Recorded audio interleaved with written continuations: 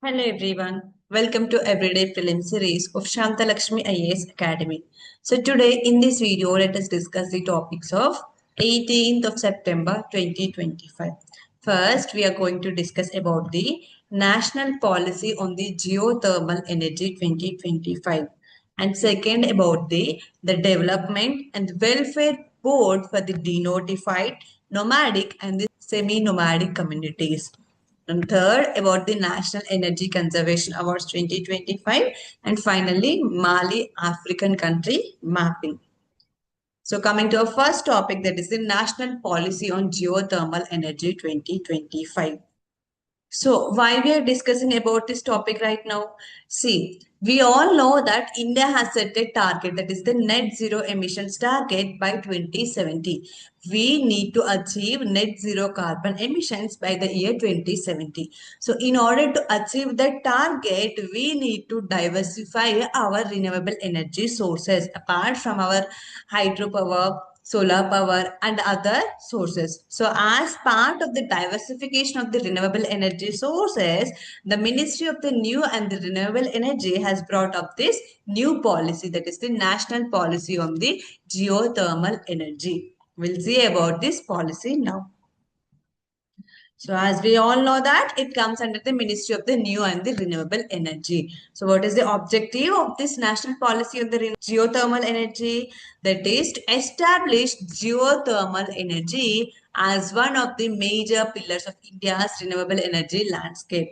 So we'll see about this geothermal energy in our next later slides.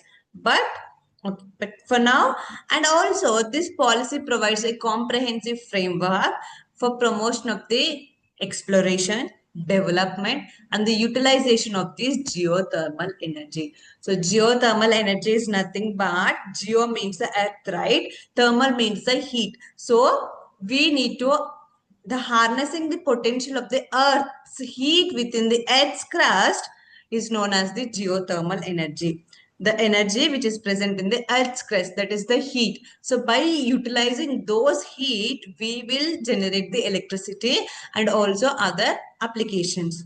So this is the geothermal energy. And what are the key highlights of this national policy? See, first is that research and the best practices. Under this, the ministry will undertake the research activities in finding the geothermal energy sources, and also it will also learn the best practices from the global practices also, from other countries, whatever the other countries are utilizing, how they are utilizing this geothermal energy. So we will also learn from those and adopt in our policy or in our geothermal energy production. Next is the integration with the national goals, that is the 2070 zero emission goals. And the next is the diverse applications. So geothermal energy has this diverse application. One is the electricity generation and other is the using for this other heating or the cooling purpose, agriculture purpose and other purpose. And the next is the technological innovation. We also develop some technologies to harness the potential of this geothermal energy. And next is the local innovation and the partnerships. We go for the local innovation and we also partner with the industries, state governments, oil and the gas companies and other industries which are useful in leveraging this geothermal energy potential. Next is the collaboration. We collaborate with other state governments, other industries and also with the international partners. Next is the ecosystem development. So this policy aims to develop a comprehensive ecosystem development for this geothermal energy. That is the exploration of the sites where the geothermal energy is there in India and also development of the geothermal energy production and also utilization, how we are utilizing that production. The next is the capacity building, that is the training and the human resource training and the awareness programs also. So these are the key highlights of this national geothermal policy. And under this policy, various acts are going to apply whenever we are going to utilize that geothermal energy from a particular location.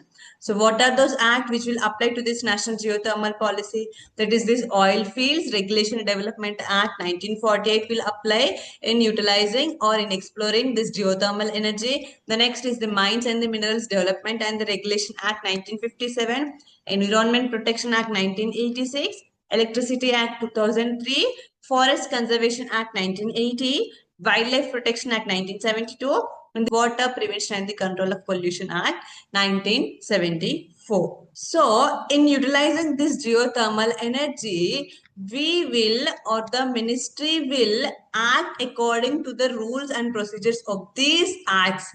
These are the various acts are applicable to this geothermal energy also. The next, coming to the geothermal potential in India. India comes under the medium to low heat enthalpy zone. We'll deal with this enthalpy in our next slide. With the resource temperatures of up to 800 degrees centigrade to 180 degrees centigrade. Remember, coming to the geothermal energy, India is in a medium to low heat enthalpy zone. Remember this as of now. And as per the Geological Survey of India has identified 10 geothermal provinces in India where we can trap the heat of the Earth's crust and we can utilize that heat for electricity generation and for other purposes. That is the Himalayan Geothermal Province. Next is the Naghalusai Province in the northeast, Andaman and the Nicobar Islands, Sonata, that is the Son, Narmada and Thapi River Basin. Next is the west coast of India, Cambay Graben. Next is the Aravalli region, Mahanadi Range, Godavari region, and the South Indian Cratonic. So these are the 10 provinces which are identified by the Geological Survey of India. It said that yes, from these places we can tap the potential of this geothermal energy. Not only these geothermal provinces, it also identified 16 sites, geothermal sites in India. Those are the see in the Ladakh, that is the Puga, Chumatang, Ghaik, Demchok, Nubra and Galhar in this Ladakh Union Territory. And the Jammu and Kashmir, that is the Sidhu. And next in the Himachal Pradesh, the areas are the Manikaran, Khasol, Thatapani and Thapri. And in the Uttarakhand state, Tapoban, Ghari, Joshimar, Juma, Jemunotri, Ganganani, Bheda, Jyoti, New, Dhar, Bheti. And in Arunachal Pradesh, Tawang and the Takshing. And in Assam, Polok and the Yumisang Dome. And in Haryana, Sonam. And in Bihar, Bhimbad or the Munghar. And in Jharkhand, Surajkand or the Tatloi, and in West Bengal, that is the Bhakreshwar, and in Chhattisgarh, Thatapani, Anhoni in Madhya Pradesh state, Dholera, Thuva, Tulsishyam in the Gujarat state, Dholajari and Atri in the Odisha state, and Khet, Sathiwali, Thural in the Maharashtra state, and also Manukuru in the Telangana state. So along with the 10 provinces, these are under these 10 provinces only, these are the 16 geothermal energy sites which have been identified by the Geological Survey of India. You no need to remember all these places, just identify the places. So if you can see Dholera, Gujarat, Manuguru means geothermal potential is there. And now coming to the geothermal energy. So what is this geothermal energy means? It is the process of harnessing the heat stored within the Earth's crust. We will harness the heat which is stored in the Earth's crust, that is a volcanic region, geysers or the hot springs. From those areas, we will harness the heat of the earth and then we will generate the electricity and we will use for other purposes. And the high enthalpy zone. See here, enthalpy is a measure of the energy in a thermodynamic system. It is a kind of a unit. Enthalpy means we will measure the energy in a thermodynamic system in terms of enthalpy. So it is the sum of the system's internal energy, total sum of the system's internal energy, as well as the product of its pressure plus volume. Product of the pressure and the volume and the sum of the internal system's internal energy is called as the enthalpy. So high enthalpy sources are the volcanic regions, geysers, and the hot springs. We will get more heat from these places. So these are the high enthalpy sources. And next is the low to medium enthalpy sources. Those are the hot rocks and the shallow ground layers. So India falls under this zone, low and the medium enthalpy zone. And high enthalpy sources, from the high enthalpy sources, we can generate the electricity. And from the low to the medium enthalpy sources, we can directly use that energy in heating or cooling the appliances or in agriculture, greenhouses and other processes. So this is about the National Policy on the Geothermal Energy 2025. And coming to our second topic, that is the development and the welfare board for the denotified, nomadic and the semi-nomadic communities. So why we are discussing about this board right now? See, this board was established in the year 2019. But the members have been saying that or raising the concerns that the full members of the composition have not been appointed and they do not have any financial power. So they wrote a letter to the PMO office regarding their concerns. First, let's see about their concerns. What are the concerns raised by those people of this welfare board? So they call for the appointment of the more staff and the members. They need more staff and the members so that they can effectively function. And also they also demanding the dedicated budget allocations at the center as well as the state level for the commission or the board. Next is the nationwide directives to standardize the community certificates. See, this community certificate, DNT, that is the denotified nomadic and the semi-nomadic tribes, right? These DNT certificates are being provided in the 7 states and that too having their own procedures and the standards. So this commission, this body is telling now or demanding that we need to have a national directives to standardize this community certificate. All these communities in all over India should have one certificate based on the universal standards. And they're also demanding the modifications to the SEED scheme, that is a seed for the economic empowerment of DNTs under this Ministry of Social Justice and Empowerment. They are demanding that they need the more financial authority, and they're also demanding that the status of the permanent commission so that they can have the more power so that they can actively contribute effectively in the empowerment of these DNT communities. And they're also saying that the alignment of the pay scales to the rank of the joint secretary level so that they can resolve the administrative issues such as the obtaining ID cards and ensuring parity in their official capacity. So the member or the CEO of this commission is equivalent to the rank of the joint secretary. So they are telling that yes, as we are equivalent to the rank of the joint secretary, so the pay scale will also be equivalent to the joint secretary only. That is not the current case. So they are saying that what the joint secretary is getting, we need to get that payment. So these are the concerns raised by this department and this development board of this denotified, nomadic and the semi-nomadic communities to the Prime Minister's office. Now let's see about this board or the community. Now let's see about the development and the welfare board of this denotified, nomadic and the semi-nomadic tribes communities. So the government established this in the year 2019, February 21, based on the recommendations of the Idate Commission 2017. So this Idate Commission actually recommended a permanent commission for these DNT so that they can be independent and they can effectively empower the DNTs. But the government thought that, see, these DNTs are already categorized into some of the categories like STs, SCs and the OBCs. So for these communities, there is also the national commission, the separate national commissions, right? If we establish another permanent commission for these communities, so the functions will get clashed and it will lead to the administrative hurdles. So that's why the government has constituted this development and the welfare board as a society registered under the Societies Registration Act 1860. So what is the objective of this development and the welfare board? That is to address the unique needs of these communities, that is the denotified, nomadic and the semi-nomadic communities in India. It is headquartered in the New Delhi. As you all know, it comes into the Ministry of the Social Justice and the Empowerment. See, this is the composition of the board. That the first is the chairperson, which is to be appointed by the Government of India. And next is the chief executive officer of the board at the rank of the joint secretary to the Government of India is called as the member secretary.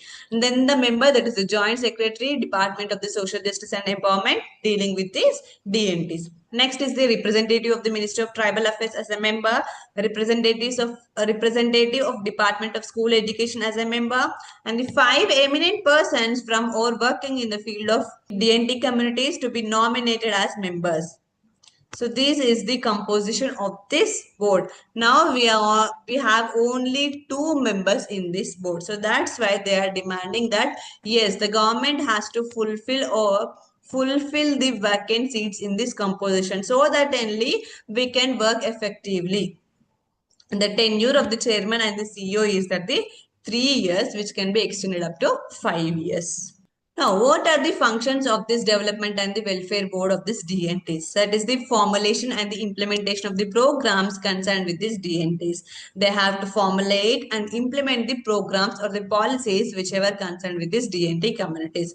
Next is the identification of the location of the densely populated communities where these DNTs have been located. They have to identify those locations where is the population is dense. And next is the assessment of gaps in the existing programs related to the DNTs. They also assess and analyze what are the lacunae or the issues in the existing programs like the seed scheme or any other scheme which is concerned with the DNT communities. And they also monitor and evaluate the schemes related to the DNT communities. And they will also function any other work which is maybe assigned by the Ministry of the Social Justice and the Empowerment. So this is about the development and the welfare board of the DNT communities. Now let's see what are these tribes or the communities. See, the denotified tribes are the communities that were once legally notified under the Criminal Tribes Act 1871 as the criminal tribes. So under the colonial British rule, there was this Criminal Tribes Act 1871. Under this act, through this act, they have been declared some tribes as the criminal tribes. So those are known as the denotified tribes. But this law was repealed in the year 1952. But those communities still face the stigma which were given the identity by the Britishers. They are now also being considered as the criminal tribes. And the next is the nomadic type. We all know that the nomadic tribes means whose traditional livelihood involve regular or the periodic migration. They move from one place to other place. The next is the semi-nomadic tribe. That is the semi means they move often less or in short distances, partly settled or the partly mobile.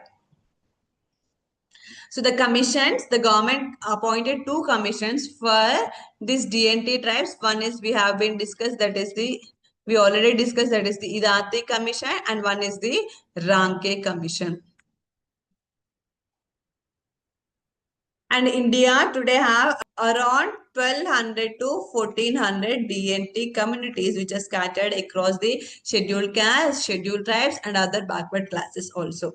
Now moving to a third topic, that is the National Energy Conservation Awards 2025. See, basically these awards are awarded or presented on the 14th of December every year. So this 14th of December is called as the National Energy Conservation Day. But why we are discussing right now? See, the Bureau of the Energy Efficiency, which is the nodal agency for giving this National Energy Conservation Awards under the Ministry of the Power, has announced that they are going to introduce a new category that is called as the National Energy Conservation Awards for the content creators and the influencers. See, by recognizing the importance of this digital age and the influence of this content creators and the influencers, the Bureau of Energy Efficiency has announced a new category in this awards, that is the National Energy Conservation Awards for content creators and the influencers under this National Energy Conservation Awards 2025.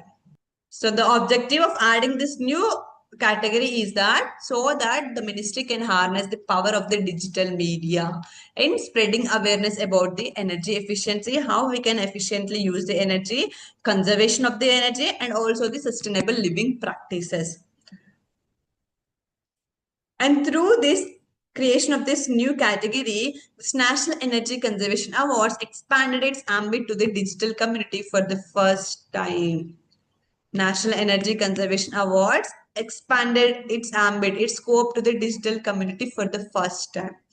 And coming to the eligibility for this awards, the content creators should have a minimum of 10,000 followers or subscribers or on any major platform. And they have to shoot the original videos up to 90 seconds in Hindi or any other language. Original short videos only accepted. And the ministry has also gave the theme. So based on these themes, the digital content creators have to create a short video up to 90 seconds.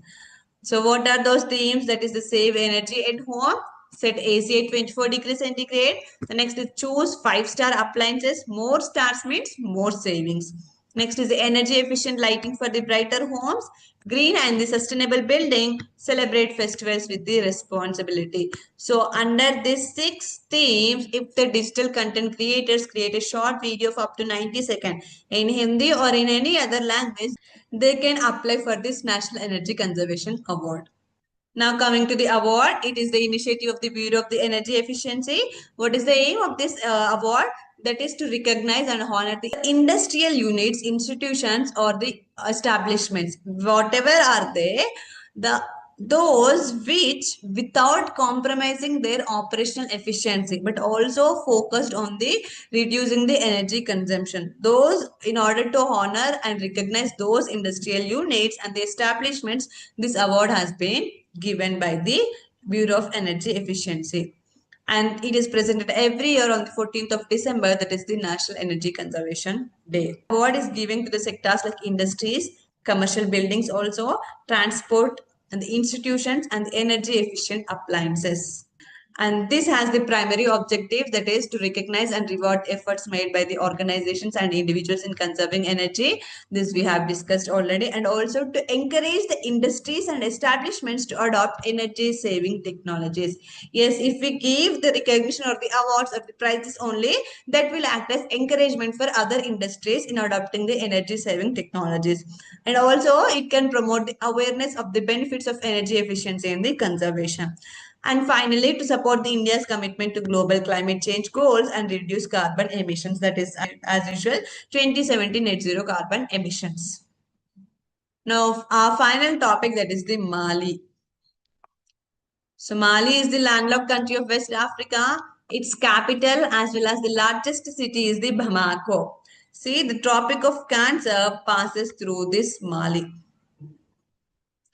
And it is mostly largely flat and the arid country, and it is one of the largest countries of Africa. Its highest peak is Mount Hombori Tondo.